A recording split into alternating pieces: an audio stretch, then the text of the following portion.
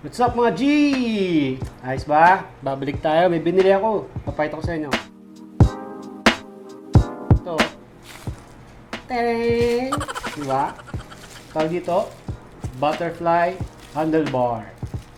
Bili ko sa Shopee. Medyo ulat nga yung delivery kasi dumating to, naka-plastic lang. Wala man lang bubble wrap. Ayun, may tama. Nagkagasgas, may bangas. So, X sa akin yung seller na yun. Wala. Ulat talaga. Pero okay naman. Buo pa naman. So, ganito siya. Naka-plastic lang. May libreng foam. So, ito yung babalot mo rito sa handlebar. Yung foam na to. Hindi ang handlebar na yan kasi ano yan, nakaka-relax. Maraming posisyon ng kamay pagka kinabit mo na. So, kung on trip mo lang yung mga chill ride, long ride, bike lang sa kalsada, inom ka sa gabi, bagay sa yung butterfly handlebar na yan. Kaya kinuha yan kasi tingin ko mas komportable. Yung dati kong gamit na handlebar, kasama to dun sa bike na binili ko. Stock lang ng totem. Straight bar siya. Papansin ko kasi pag nagra-ride ako, medyo yung sumasakit yung likod ko kasi malayo siya para sa akin. Kaya nagpalit tayo ng butterfly na handlebar. So yun, bakasin na natin para mapalitan na yan at matesting, di ba?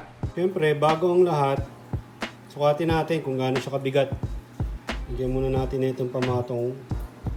So 144 yan.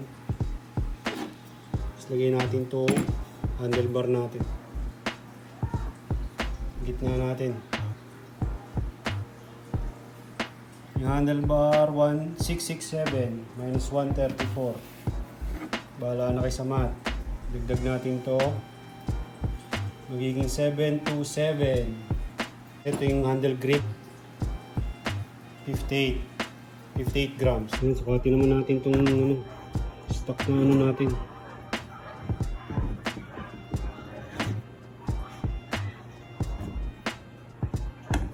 Sukatin natin itong pinagpalitan kung gaano kabigat to. Ito yung stock. So 575. Yan, so obviously mas mabigat yung butterfly handlebar, syempre. Kasi mas malaki yun eh. Muna tayo ng pagtanggal. Ito, multi-tool. Dapat may ganito kayo. Bago ko palalasin, tanggalin ko muna yung mga accessories na nakakabit. Yung bike, tsaka itong ilaw, pati yung brace na, yung pinaka-bracket na. Tanggalin natin lahat yan. Tanggalin natin yung handlebar. Dali lang palalasin, no? Medyo hindi siya ganun kasikip. Sana magkasya yung butterfly natin. Pero tingin ko, pares naman ang sukat. Tanggal na siya! Tanggal na! Lipin mo na rin kung madumi. Isim. Okay naman.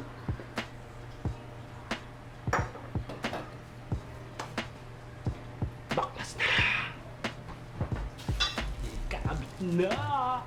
Yung butterfly, so ang detalye niya 6061 na aluminum alloy, 620 mm. Okay, salpak na natin. Ang gitna na yan. Gitna na yan, boy. Ang gitna na yan. Pwede na tigpitan. Teka lang, bago na tigpitan, tignan natin kung paano natin hawakan. Kaya natin adjust. Testing.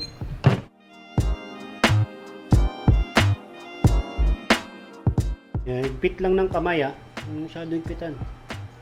Sakto lang. Kasi iikot yan. Pag di ganun kahigpit, iikot.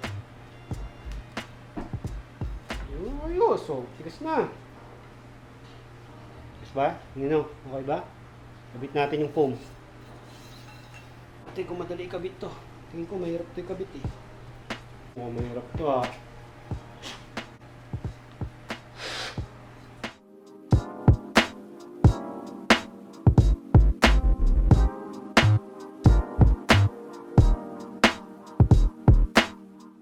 Mahirap siya ikabit pag ganito lang, mano-mano. Lagyan natin ng magic grasa. Konti lang madami. Dulo lang. Dudulas na yan. Kasi kakalat yan eh.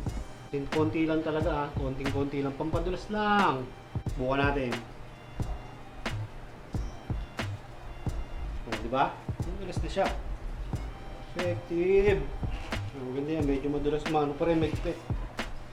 Hindi siya madaling matanggal. Kaya Pawisan ako ah. Grabe to ah. Hirap boy. Gusto ko pabuti hanggang dito eh.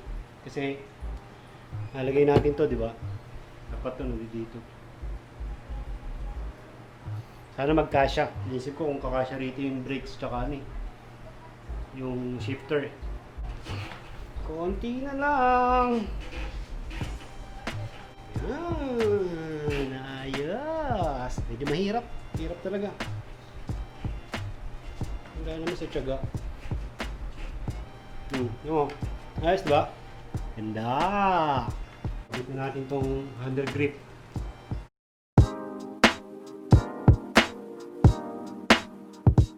Mamaya natin higpitan pag nakaporma na yung ano, brakes.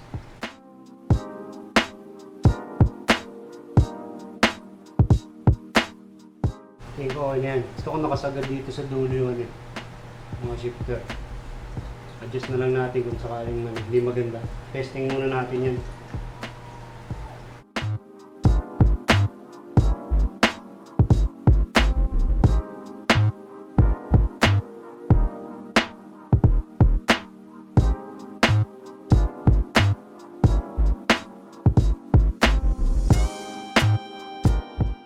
Masyadong maigpit para matesting muna natin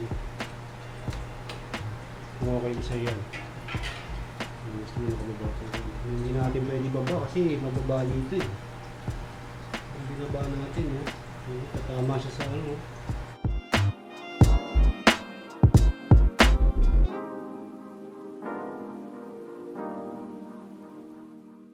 Kabila naman.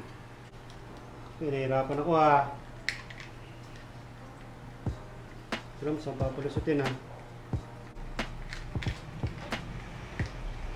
Yun! Dali! Dali! Yan. Yung pinakamaganda niyan. Ano tayo magagawa dyan? Kita na natin yung handle grip.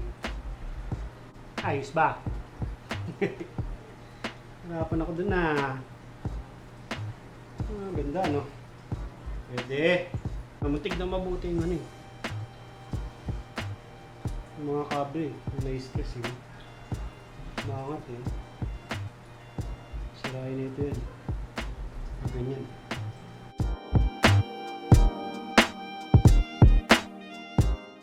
So, ang ginawa ko, inangat ko to. Para itong mga kable na to, hindi na-stress, hindi siya nakabaluktot. Inangat ko to ng konti para, yan o. Para maganda yung pagkaikot niya.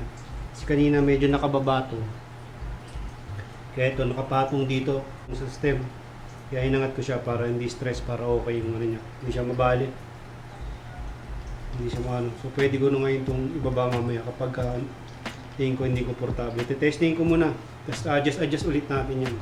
At ayun na nga mga G. Tapos na. Success! Tignan nyo naman yun. Ganda-ganda, di ba? Butterfly handlebar. Para iwas sakit likod. Mas komportableng biyahe. Diba? Medyo nahirapan ako sa pagkabit na itong foam. Yung libreng foam na kasama. Tapos pinag-isipan ko mabuti yung sa brakes tsaka yung sa shifter. Kung saan papadaanin yung kable. Kasi nga tumatama sa stem. Kailangan ko pa iangat yung handlebar. Para hindi siya ma-stress, hindi nababali-bali. Medyo madami-daming pawis din ang naubos natin dito sa pagkabit nito. Pero okay naman, sulit. So, tetestingin na lang natin siya. Tingnan natin kung maganda nga ba talaga. Tapos, final adjustment. Kailangan natin i-ride to eh. Para malaman natin kung ano. Kung paano talaga pwesto ng manibela. Kung saan ang pwesto ng mga shifter. Kung okay na ba yan dyan. Yung brake, kung lilipat pa ba natin. Tingnan natin. Pagdating ng panahon, sabi nga ni Aisha Sigera. Okay, so hanggang dito na itong video na to. Maraming salamat. Hanggang sa muli, kita-kits na lang sa kalsada. Ciao!